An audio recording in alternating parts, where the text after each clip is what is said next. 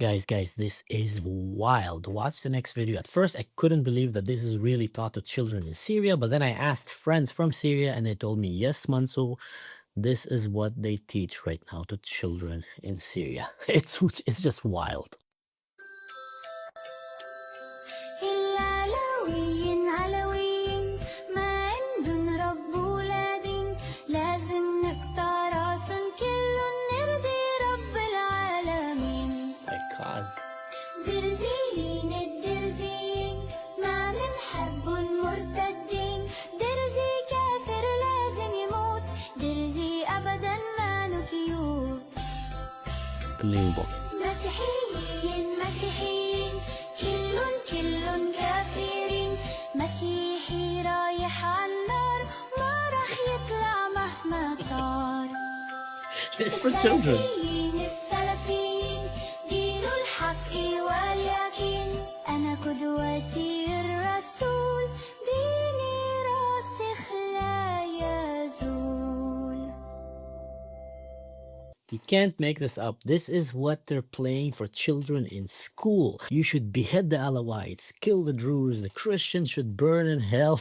Like, what is the going on with this government? By the way, when they say that the good Muslim is the good Salafi Muslim, and I explained that in my other videos, Salafi means the Muslims that take the Quran to the letter, that they go back, there's no interpretation, no right or left or deviating. It is what it is. ISIS does that, Al-Qaeda does that, and many other religious factions, usually terrorist factions, do that. In this case, a terrorist took over the government and they're doing that. By the way, this is taught in the area, this is coming from the area of Idlib, which is the ruling basically region right now, that Al-Jawlani and Al-Qaeda and Hayat al-Tahrir and all these terrorist organizations that took over the government, they came from there. That is equivalent to, let's say now, Texas takes over the government in the US, and obviously then the education system, the financial system, everything is going to be affected by Texan values. Or if LA, a bunch of he, she, fluffies with latte macchiatos and plasma rifles go and decide to take over the government, then obviously once they do that, you're going to have the influence of that affecting your society.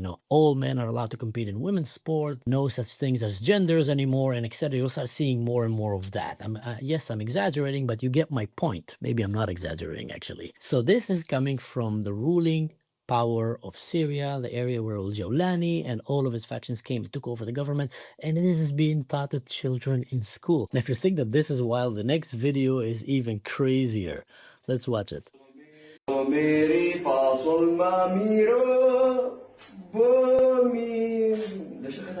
So his friend comes to him now and basically get angry at him and at the Minister of Education because he thinks that teaching Do, Re, Mi, Fa, Sol, La, Si, Do is teaching religion, Christian religion, and that might make the good Muslim convert to Christianity just because he learned another language in the form of singing.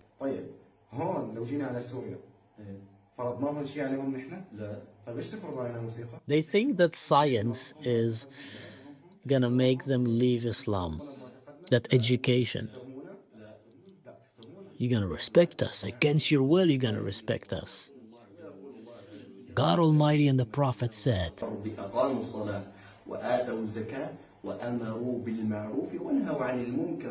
forbid that this is wrong. After God have, confirmed to us that we should not do these things. Because music is taught in school. You need to retract that. It's like, we kind of think, like, what's going on? What's happening here?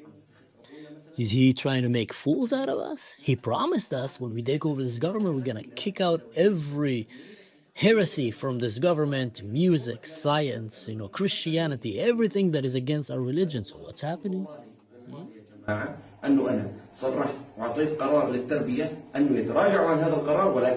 So they're saying, so either you lied to us, or you're saying that you did give a promise that the government is gonna stop this nonsense of teaching other languages and teaching English in schools, but then they didn't listen to you, the Ministry of Education. So what's going on here? But guys, this is Syria right now, believing that teaching Do, Re, Mi, Fa, Sol, La, Si is a terrible sin, and that teaching about other religions, diversity, is a very bad thing.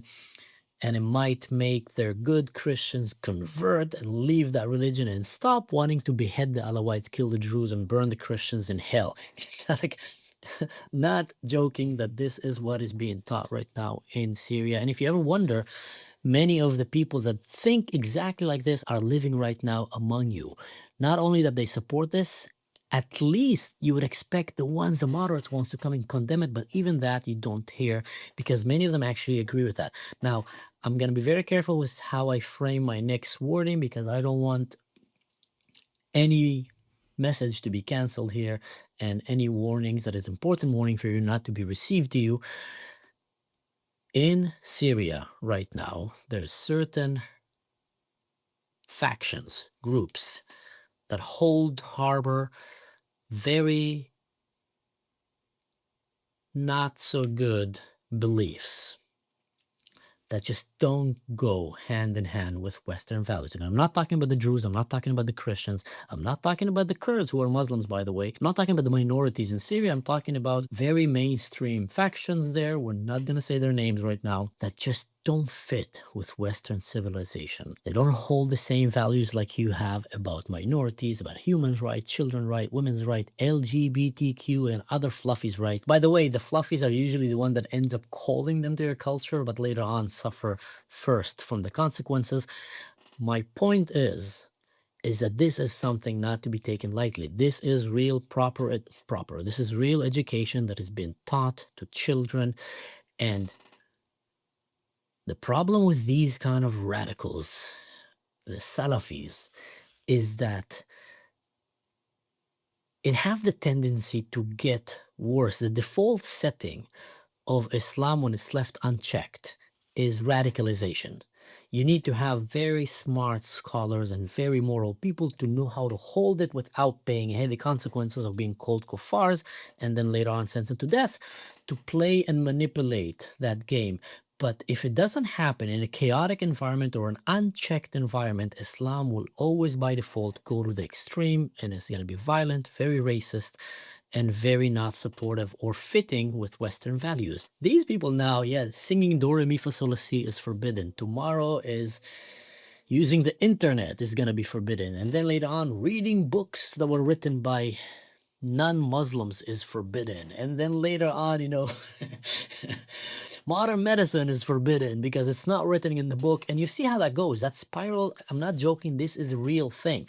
They go, I mean, you've seen what ISIS, by the way, they're doing it in Syria as well. They go and destroy ancient cities and civilizations and churches and statues, and just taking the bricks even out of the floor. The oldest street in Syria, which was a street that we know the apostles walked on from the times of Jesus, even before, was completely demolished. And the excuse of the government was, we had to do some pipe working here. So they literally destroyed the whole. We're talking about culture, history, thousands of years, things that are so rich that we should learn from. He who does not know history is doomed to repeat it. That is a serious problem, and it starts from education from a young age. And that's why I say in many of my videos that I don't see a future for this current regime in Syria without actually destroying itself from inside, or doing something very stupid like attacking Israel or America or the West and then facing heavy consequences. The current regime in Syria became basically the exact same mentality like we've seen in Gaza, only a much larger scale. And if you wonder how do people end up doing October 7 on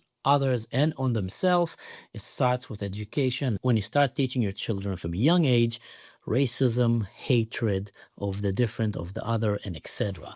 So yeah, guys, just my advice for you is don't let your politicians lie to you about it. Don't let woke ideology woos its way into your policy making and accepting such radical philosophies among your culture. Like I said, many of the people that think like this are walking in your streets, and in some cases are literally leading your societies, legislators or even mayors of your cities or wannabe mayors of your cities, people that support this kind of ideology. It's a very, very dangerous one. So yeah, either way, I hope you enjoyed today's video. Don't forget to do the like, share, subscribe, the whole shebang. Go and check my Patreons. Great deal over there. And in general, don't do anything stupid. And in general, and don't do anything that I would do. And in this case, I would actually leave you with one good advice is read your children books, not only one book. many books. Teach them about different cultures. Take them to see different people from different cultures and backgrounds.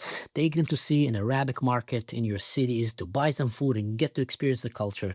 Take them to see Jewish people, Christian people, Arab people, Asian, African, people from Antarctica, doesn't matter what. Have them from a young age get exposed to different people from different backgrounds and different religions. And by that, you will help override that tendency that we have sometimes to fear the one who is different than us, who looks different, who thinks different, who have different backgrounds. But with that said, you need to be very careful. For example, I will not take my kid to a mosque that is teaching racism, that it's okay to behead infidels, that eating bacon is wrong, but beheading minorities is good, that marrying 6 years old is a good thing. I will not take my kid there. Obviously, there's a lot of wrong things that are being taught there that will not go with the values that I want to raise my kid on. But I will take my kid to visit a lot of places that think differently than me, that act differently than me, as long as I see that they have good core values that my child can absorb from and will make him a richer person in his core essence as a human being. That is very, very important.